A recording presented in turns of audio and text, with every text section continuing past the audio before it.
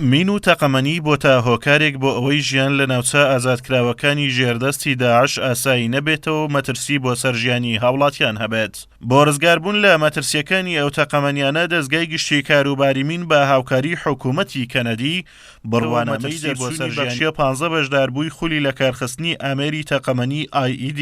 بۆ ئەوەی لە داهاتوو شان بەشانی پێشمەرگە لە بەرەکانی جەنگ هاوکار بن بۆ لەناوبردننی ئەو تەقەمەنیانە. بۆلی لە کارخستنی کەرەستەی تەقەمەنی سەرپێی بوو کە لەلایەن UN سەرپەرشتی کرات کە کارمەندەکان توانیان خبرەتی باش وەربگرن لۆی بتوان لە داهاتوودا سەربارە ئەوەی کە کاری مینپاچیەکەن بتوان کاری بۆ ناسفەش بکەین و کاری لە کارخستنی بکەین و دەتوانین لە داهاتوودا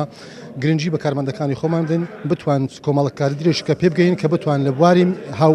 هاوشان لەگەڵ کاری مینپاشی بتوان کاری پاکردنەوەی مینیش بۆ ناسفەش بکەیندا لەو شوێنە کە پاشماوەی تەقەمەنی زەنجیرە بەجێمەوە لە بەرەکانی جەنگدا. کۆرسەکەش دەربارەی ئەو عەبووناسیباتانە بووکەوە بووینە پاشماوەیەکی تەقەمەنی زەنجیر زۆر مەترسیدار لەسەر گیانی هاوڵاتیانەوە لە بەرەی جەنگەوە. توانیمان وەکو پێویست استفادەی لێ بکەین و هەروەها لە داهاتوودا ئینشاءڵڵا چەند کەسانی دیکەش ئەمە کۆرسیان بۆ ئەکەینەوە و فێریان نەکەین و بۆ ئەوەی شارەزا بن و بتوانن ئەو پاشماوە تەقەمەنی زەنجان لە بەرەی جەنگدا پاک بکەنەوە و بۆ ئەوەی خەڵکی ناوچەکە بە ئاسوودەیی و بەبێ مەترسیەوە بگەڕێنەوە سەر شوێنی خۆیان و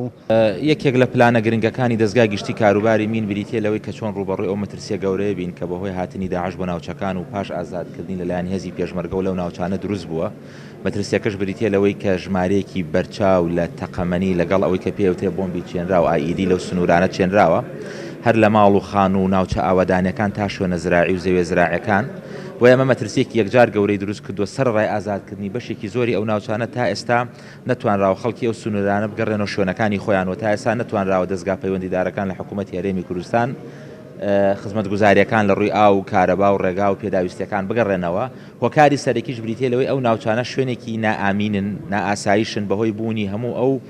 بۆمبە چێنرا و تەقەمەنیانەی کە لە ئەنجامی ئەوەی داعش بەشێکی زۆری چاندووە و بەشی دووەمیشی لە ئەنجامی ئەو شەڕانەی کە لەو سنوورە ئەنجام دراوە.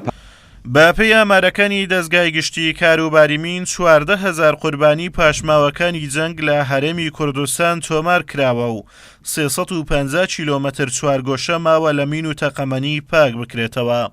ئازاد ئۆمەراوەیی کەناڵی ئاسمانی پەیام سۆرە.